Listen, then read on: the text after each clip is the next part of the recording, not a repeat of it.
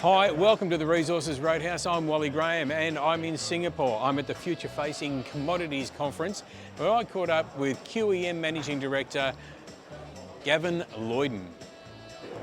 Gavin, welcome to the Resources Roadhouse. It's great to have you here. Thanks, Wally. Appreciate the opportunity. All right, so you've got the Julia Creek project up in Queensland. Now, This is a vanadium project. Correct. Interesting commodity, vanadium, especially at this conference, the Future Facing Commodities Conference.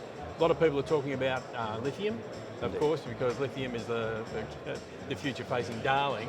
Yeah. But we can't forget commodities such as vanadium and their importance. Yeah, absolutely, and certainly when you're talking about energy storage, it's really horses for courses.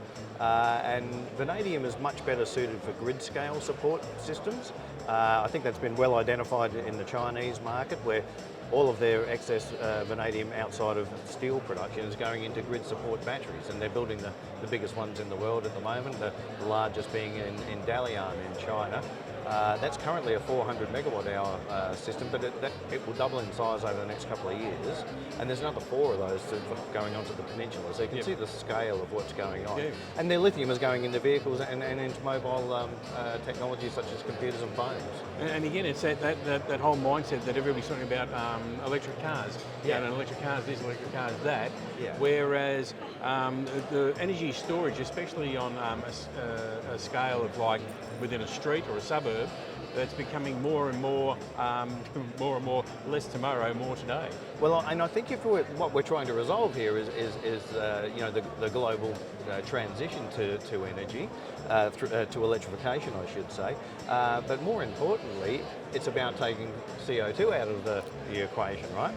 When you compare vehicles on the road to grid scale coal burning electrification, you can see the scale of this issue. Yeah. And even in Australia, I think it's 90 gigawatt hours is required for storage to meet the energy transition that's already underway. Yeah. So we've got plenty of generation, but we need that storage. Yeah. And the real beauty of vanadium is you only need vanadium. You don't need the cobalt, the manganese, the nickel to make a battery, and they can be made in Australia. It's an Australian invention. Let's bring it home and scale this thing up.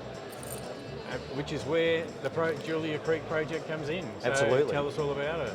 Yeah, so we've got probably the largest inline resource in the world at about 2.8 billion tonnes of V2O5 at about 0.3%. So, but ours is in an oil shale member, so we do need to extract that oil fundamentally to get to the vanadium. We did try to do that in isolation. We did a scoping study back in 2016 to try and do the vanadium alone. Doesn't quite work out. Once we got in the lab, it's not chemically possible to do that. So we need to get those organics out to extract the vanadium. So that's the uniqueness of this project, but of course it gives us 2 revenue streams. Yeah. And that's very important. And the other advantage that we have is that once we have taken that oil out and moisture and a few other pieces that come out in this new technology we've developed, we're left with a semi-concentrated V2O vanadium resource on the deck, basically free of cost, because you only mine it once. So those costs are applied to the oil extraction. Yep. And then we've got vanadium on the deck for free in a semi-concentrated form, around about 0.5%. We're doing some work with UQ at the moment to beneficiate that. And we're doing some work with GSA Environmental over in the UK on our extraction methods there. We're looking at 2 different ones. We're looking at acid, and we're getting fabulous results there. But the use of sulfuric acid, particularly in Queensland, there's not enough of it, which would need significant inputs of sulfuric acid.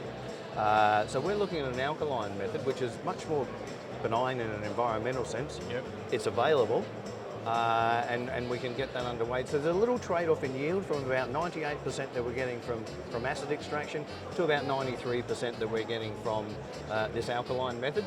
And I think that trade-off's worth doing, but we're still finalising that flow sheet, and then we'll know that in a matter of weeks. Yeah. All right. Well, you know where to come to once you know all that, and where to get that information out to all the right people. Yeah. We look forward to hearing from you about that. And but until then, it's been very, very interesting having this chat. And no, thank you. Yeah, I look forward to hearing more about the Julia Creek project. Yeah, look, it's a little bit unique, but that's okay. We're not scared of that. We've already built a pilot plant to test out the oil extraction theories, so we're very happy with where we are at the moment. So thanks again for your time, Wally.